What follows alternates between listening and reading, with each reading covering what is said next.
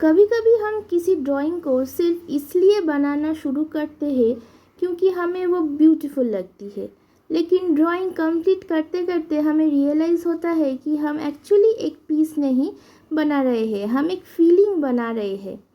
और मेरे साथ एग्जैक्टली यही हुआ है इस ड्राइंग के साथ। आज मैं शिवा और पार्वती को ड्राइंग कर रही हूँ, लेकिन ऑनेस्टली इस ड्राइंग को बनाते वक्त मैं सिर्फ उनके फेसेस, ज्वेलरी या क्लोथ्स के बारे में नहीं सोच रही थी। मैं एक ऐसी रिलेशनशिप के बारे में सोच रही थी जहाँ प्यार सिर्फ दिखाया नहीं जाता, महसूस किया जाता है। और एंड में जब मैंने दोनों के फेस कंप्लीट किए, मुझे लगा कि शायद इस ड्राइंग की सबसे ब्यूटीफुल चीज़ उनका लुक नहीं, बल्कि उन्हें बीच की वो साइलेंट कन्वर्सेशन है। नॉर्मली जब मैं कोई ड्राइंग बनाती हूँ तो मेरा फोकस बहुत सारी चीज़ों पर होती है। प्रोपोर्शन सही है या नहीं, फेस सिमेट्रिकल है या नहीं, हैंड्स नेचुरल लग रहे हैं कि नहीं, ज्वेलरी प्रॉपरली प्लेस हुई है कि नहीं। और ऑनेस्टली हैंड्स तो मेरे लिए हमेशा एक चैलेंज होता है, लेकिन इस बार मैंने डिसाइड किया है कि मैं ड्राइंग को थोड़ा डिफरेंट अप्रोच करूँगी। मैं चाहती थी कि शिवा और पार्वती का रिलेशनशिप ड्राइंग में सिर्फ उनके ट्रेडिशन अपीयरेंस से नहीं, बल्कि उनके एक्सप्रेशंस और बॉडी लैंग्वेज से भी फील हो। इसलिए मैंने सबसे पहले फेसेस और ओवरऑल कॉम्पोजिशन पर बहुत ध्यान दिया, बिकॉज़ अगर एक्सप्रेशन सही नहीं हुआ तो चाहे आप कितनी भी ब्यूटीफुल ज्वेलरी बना लो, कितना भी डिटेल्ड हेयर बना लो, ड्राइंग में वो इमोशन नहीं आएगा।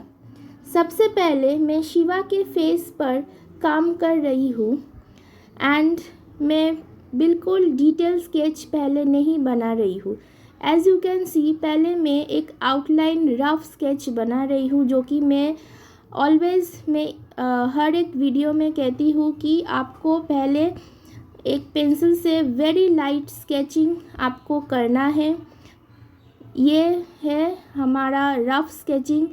इस वक्त हमें बहुत ध्यान से नहीं करना है, बल्कि प्रोपोर्शन थोड़ा सा देखना है कि सब ठीक ठाक हो रहा है कि नहीं। Then you can start with the detailing, but पहले आपको एक वेरी लाइट सा ड्राइंग करना है। और मुझे पर्सनली शिवा के फेस को ड्रॉ करने में बहुत इंटरेस्टिंग लगता है, क्योंकि उनका एक्सप्रेशन एकदम पावरफुल भी हो सकता है, मिस्टीरियस भी है।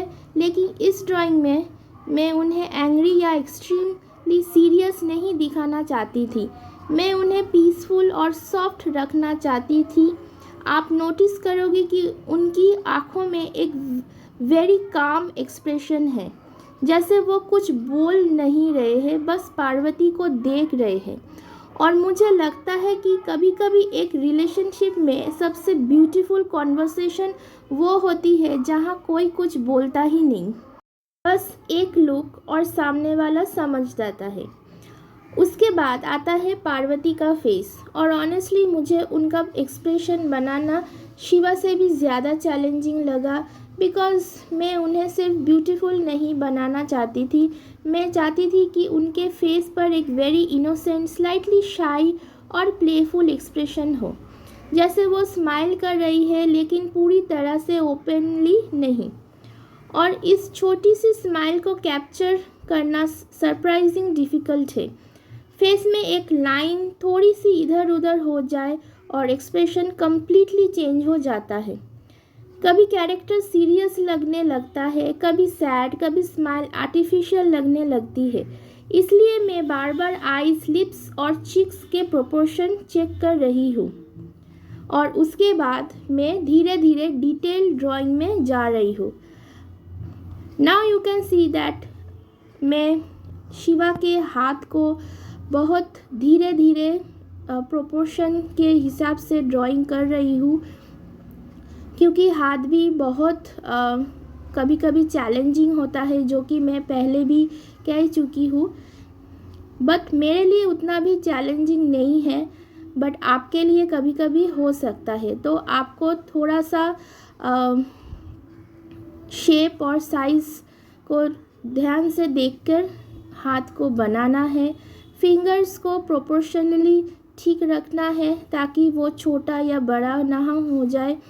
एकदम धीरे धीरे ड्राइंग करना है। इस ड्राइंग को मैंने थोड़ा सा इजी रखा है। अगर आप स्टेप बाय स्टेप मेरा ट्यूटोरियल फॉलो करेंगे तो आपको भी ये इजी लगेगा। अब आप देख रहे हो कि पार्वती के हेड पर मैंने घूंघट रखा है और मुझे ये डिटेल बहुत इम्पोर्टेंट लगी बिकॉज़ घूंघट यहाँ सिर्फ एक ट्रेडिशनल क्लोथिंग एलिमेंट नहीं है, मेरे लिए ये सीन को एक सॉफ्टनेस देता है। और जब वो अपने घूंघट को थोड़ा सा साइड करके पीक कर रहा है तो पूरी ड्राइंग में एक प्लेफुल फीलिंग आ जाती है। आप देख ही सकते हो शिवा कैसे घूंघट को थोड़ा सा ऐसे देखने की कोशिश कर रहा है, उसका फेस। मुझे ऐसे स्मॉल जेस्चर्स बहुत पसंद है। आपको पूरी स्टोरी एक्सप्लेन करने की ज़रूरत नहीं पड़ती। एक हैंड जेस्चर, एक स्माइल, एक आई एक्सप्रेशन और ऑडियंस खुद स्टोरी इमेजिन करने लगती है। और एज एन आर्टिस्ट मुझे लगता है कि यही सबसे ब्यूटीफुल पार्ट है। ओके, और अब आ गया वो पार्ट जिसे ऑलमोस्ट हर आर्टिस्ट थोड़ा सा डर जाता है, हैंड्स। अगर आप ड्राइंग करते हो तो डेफिनेटली समझ रहे होगे कि मैं ये क्या बोल रही हूँ। फेस ब्यूटीफुल बना दो, हेयर ब्यूटीफुल बना दो, क्लोथ्स भी ब्यूटीफुल बना दो, लेकिन एक हैंड गलत हो गया, पूरी ड्राइंग का मूड चेंज। और इस ड्राइंग में तो हैंड्स काफ़ी इम्पॉर्टेंट है बिकॉज हैंड्स ही एक्चुअली दोनों कैरेक्टर्स के इंटरेक्शन को शो कर रहे हैं। इसलिए मैं यहाँ बहुत स्लोली वॉक कर रही हूँ। मैं एकदम डार्क लाइंस नहीं कर रही हूँ। पहले लाइट कंस्ट्रक्शन लाइंस, फिर शेप, फिर फिंगर्स और फाइनली मैं डिटेल वर्क पे जा रही हूँ। And lots of you have already question me कि मैं क्या पेंसिल, क्या कलर्स, क्या पेपर यूज़ करती हूँ हर वक्त। So I will tell you truly कि पेंसिल, कलर्स, पेपर्स मैटर नहीं करता। जो कि मैटर करता है वो आपका स्किल्स, आपका टैलेंट, आप कितने बार प्रैक्टिस कर रहे हो वो ज़्यादा मैटर करता है। अगर आप वीक में एक बार या मंथ में एक बार ड्राइंग कर रहे हो तो आपका प्रोग्रेस उतना अच्छा नहीं होगा। आपको बहुत सारे प्रैक्टिस करना है और आप कोई भी पेंसिल यूज़ करो, ये फ़र्क नहीं पड़ता है। आपके इंफॉर्मेशन के लिए बता दूँ, ये कैमलिन का एक मैकेनिकल पेंसिल है जो कि 0.9 मिलीमीटर है लीड का। और मैं कभी कभी दूसरे पेंसिल को भी यूज़ करती हूँ। जो मेरे सामने में रहता है जो पेंसिल या इरेज़र, वही मैं यूज़ करती हूँ। मेरा कोई एकदम एक पेंसिल नहीं है जो वही मैं सिर्फ यूज़ करती हूँ। अगर मैं पेपर में आऊँ, पेपर ये बहुत ही चीप सा पेपर है।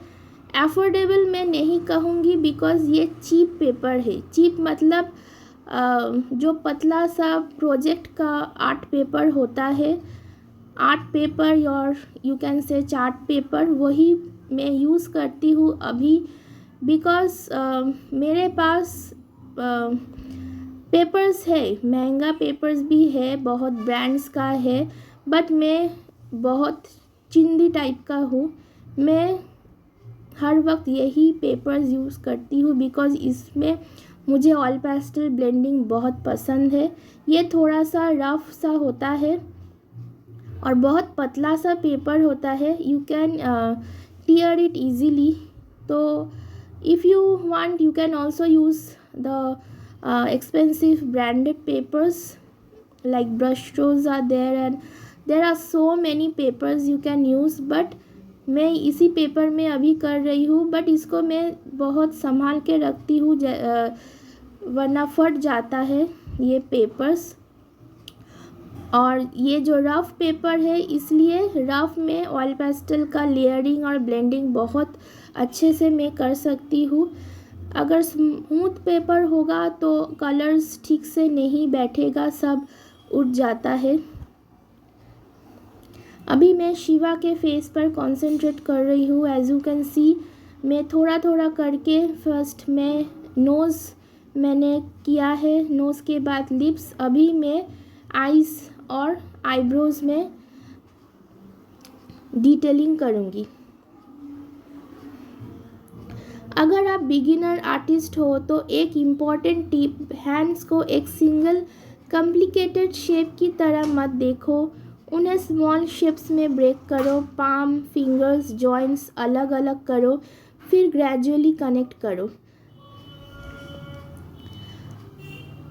फेस हो जाने के बाद मैं ज्वेलरी और स्मॉल डिटेल्स ऐड कर रही हूँ। आप देख सकते हो शिवा की ज्वेलरीज मोस्टली एक स्नेक होता है। अगर एक स्नेक ड्राइंग कर लिया तो ऑलमोस्ट एक ज्वेलरी कंप्लीट हो जाता है जो शिवा के नेक में रहता है। बिकॉज जब बेसिक ड्राइंग कंप्लीट हो जाती है तो ये टाइनी डिटेल्स ही कैरेक्टर को अलाइव बनाती है। नेकलेस, इयररिंग्स, बैंगल्स, जो डिटेल्स है, फोरहेड का डिज़ाइंस, सब इंडिविजुअली बहुत स्मॉल चीज़ें हैं, लेकिन ये सब एक साथ आता है तो सडनली ड्राइंग का पर्सनालिटी कम्प्लीटली चेंज हो जाता है। लेकिन यहाँ भी एक प्रॉब्लम है, डिटेल्स ऐड करते करते हम आर्टिस्ट कभी कभी ओवरडू कर देते हैं। हम सोचते हैं थोड़ा और डिटेल ऐड करते हैं, फिर थोड़ा और, फिर थोड़ा और इवेंचुअली ड्राइंग क्लीन रहने के बजाय मेसी लगने लगता है। सो इस बार मैंने कॉन्शियसली ट्राई कर रही हूँ कि डिटेल्स ब्यूटीफुल हो बट कंट्रोल्ड हो। एक्चुअली इस ड्राइंग को बनाते वक्त एक और थॉट मेरे माइंड में बार बार आ रहा था। हम लोग अक्सर लव को बहुत कॉम्प्लिकेटेड बना लेते हैं। हमें लगता है लव मतलब grand gestures, expensive gifts, perfect photograph, social media post और कॉन्स्टेंटली एक दूसरे को प्रूफ करना। लेकिन जब शिवा और पार्वती के इस सीन को ड्रॉ कर रही थी मुझे लगा शायद रियल कनेक्शन इतना कॉम्प्लिकेटेड होता ही नहीं। कभी कभी एक पर्सन को दूसरे के पास क्वाइटली खड़े रहना इनफ होता है, कभी एक स्माइल इनफ होता है, कभी किसी का दुपट्टा ठीक कर देना, कभी किसी को बिना बोले समझ जाना और कभी बस सामने वाले को देखकर स्माइल कर देना। मे बी इसीलिए मुझे ये कंपोजिशन इतनी पीसफुल लग रही है। एंड ऑफ कोर्स ड्राइंग बनाते वक्त एवरीथिंग डजंट गो परफेक्टली।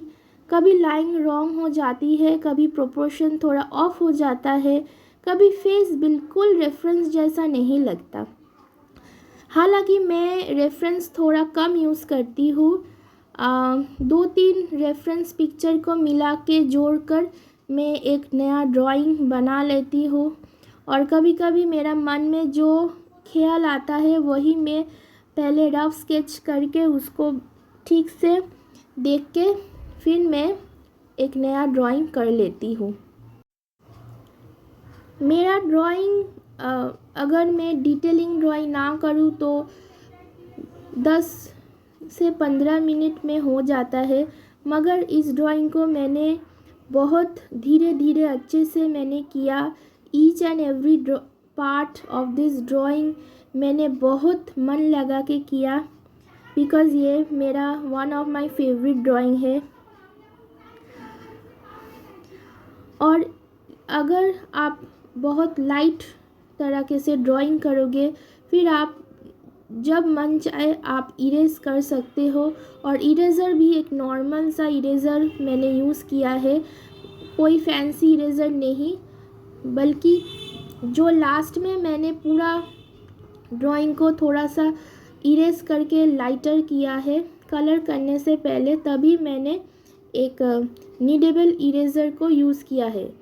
और हर वक्त जब भी मैं ड्राइंग करके कुछ इरेज करना चाहती हूँ, जैसे कि अब आप देख सकते हो कि मैंने हेयर को थोड़ा सा चेंज कर दिया है। पहले एक बन हेयर था, अभी उसको इरेज करके मैंने एक खुला सा हेयर मैंने रखा है, जो कि देखने में भी बहुत अच्छा लग रहा है। अब मैं फाइनल डिटेल्स ऐड कर रही हूँ। यहाँ मैंने लाइंस को थोड़ा स्ट्रॉन्गर करूँगी, कुछ एरियाज़ में डेफिनेशन दूँगी और कुछ अननेसेसरी लाइंस को सॉफ्टन कर दूँगी। सॉफ्टन करने के लिए आपको थोड़ा सा इरेज़र को अच्छे से इरेज करना है और पूरा लाइन मिटाना नहीं है।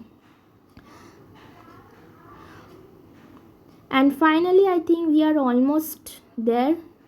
मेरा ड्राइंग अभी ऑलमोस्ट कंप्लीट हो चुका है। If you like this video, if you like this tutorial, अगर मेरा इस स्टोरी टेलिंग पसंद आया तो please like, share and subscribe to my YouTube channel.